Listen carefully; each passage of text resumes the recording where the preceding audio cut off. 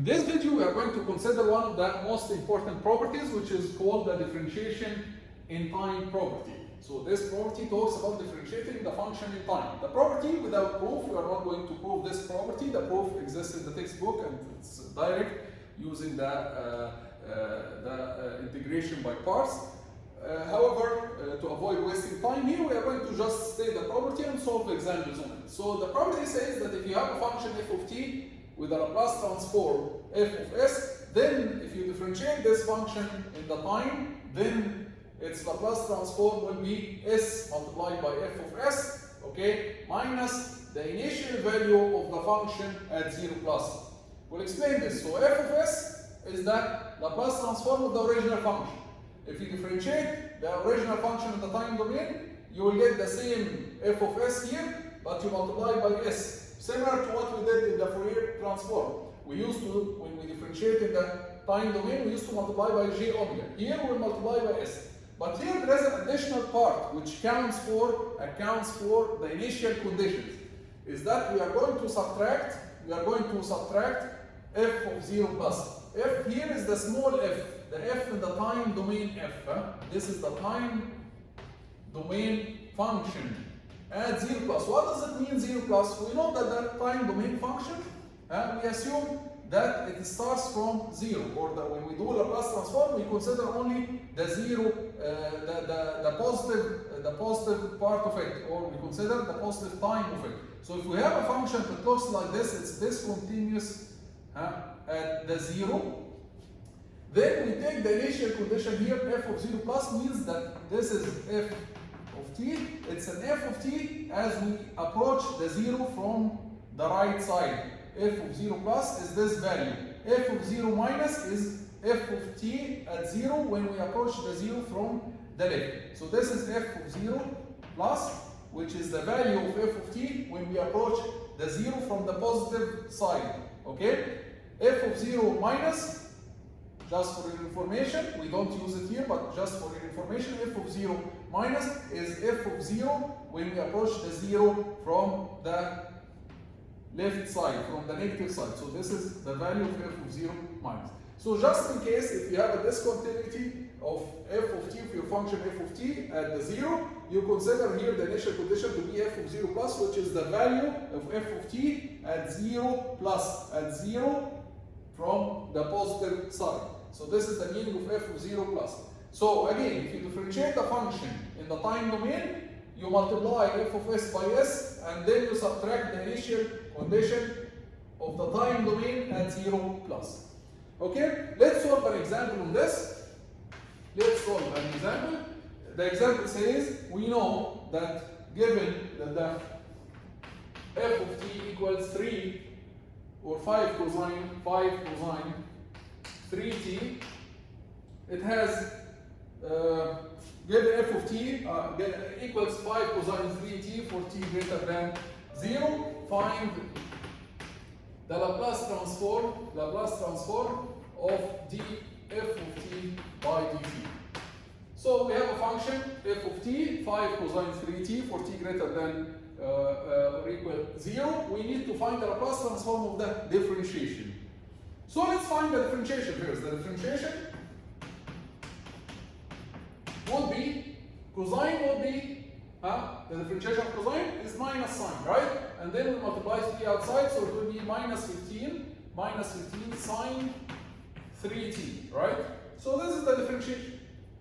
In order to find the Laplace transform of the differentiation, we have two methods. We can do it in two ways. Either we find the Laplace transform of this direct, Laplace transform of this is Laplace transform of sine. So it would be minus 15, this is a constant, okay? And then the Laplace transform of the sine dt, as we saw in the previous video, it's e over s squared plus b squared. So it will be 3 over s squared plus b squared, which is 9. So this will give you minus 45 over s squared plus 9. This is the first method. Or the second method is we find the Laplace transform of f of t. We find the Laplace transform of f of t itself. Okay? The Laplace transform of f of t is cosine multiplied by 5, so 5 is a constant. And the Laplace transform of the cosine is what? S over S squared plus B squared. So it will be S over S squared plus B squared. So this is the Fourier, this is the Laplace transform. I'm sorry, I keep saying Fourier, it's a Laplace transform, okay, of the cosine. Then we want to find the Laplace transform of the differentiation. The Laplace transform of the differentiation would be, the Laplace transform of the differentiation would be what? You multiply S times this. This is our f of s now. This is our f of s, this is our f of t. Now the Laplace transform of the differentiation would be s multiplied by f of s. So it will be 5s squared over s squared plus 9 minus the time domain function at 0 plus the time domain function. This is our time domain function at 0 plus. When you substitute 0 here, you get what? You get 5 cosine 0, which is 5. So this will be 5. So let's now add these two terms.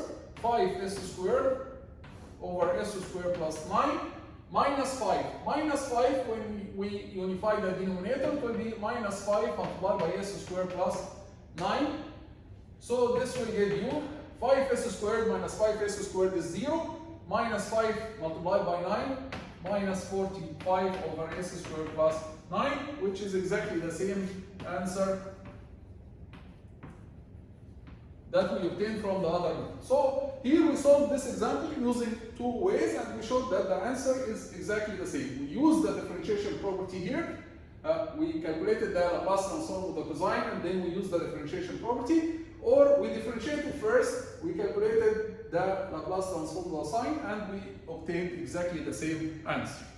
So the property here, this shows that the property is correct. Okay? Now let's proceed one step further. Let's see if we differentiate another time. If we differentiate another time, so we'll call it f2 of t, or let's put here, let's just follow again the notation to avoid confusion. If we differentiate once again, so let's just write d2 f of t by dt squared. What will happen? Again, this is the Laplace transform of this. If we differentiate this in the time domain, we multiply the whole thing here by s. So what we get is we multiply the whole thing by s. So we get s squared f of s minus s f of 0 plus minus the function minus the function in the time domain at 0. This is the first differentiation, right? The first differentiation at 0. So the first differentiation, we will call it f1. The first differentiation at 0 plus. If we differentiate again, this is, we can call this second differentiation, by the way. We can call this the second differentiation. So the number here, it's not squared, it's the order of differentiation. Okay? So this is the second differentiation. If you differentiate again, you will get the third differentiation. What will happen if you differentiate again? You multiply the whole thing by s. So you get s cubed f of s minus s squared f of 0 plus minus s f1 of 0 plus, okay, minus f2 of 0 plus, right? And then if you keep doing this, you will find that if you differentiate n times, this will result in multiplying f of s by s to the power n, multiplying f of 0 plus by s to the power n minus 1, multiplying f1 of 0 plus by s to the power n minus 2, and so on until we reach to multiplying f of n minus 1 of 0 plus by s to the power 0. So you'll get a series like this. So this is when you differentiate n times. So this is the general property when we differentiate n times. Another property, just before we end this video, another property is the integration property. The integration property, it was in Fourier transform that we divide by j omega, and then we add a term that contains the initial conditions. Here it's different. So the integration property here is much easier than Fourier transform.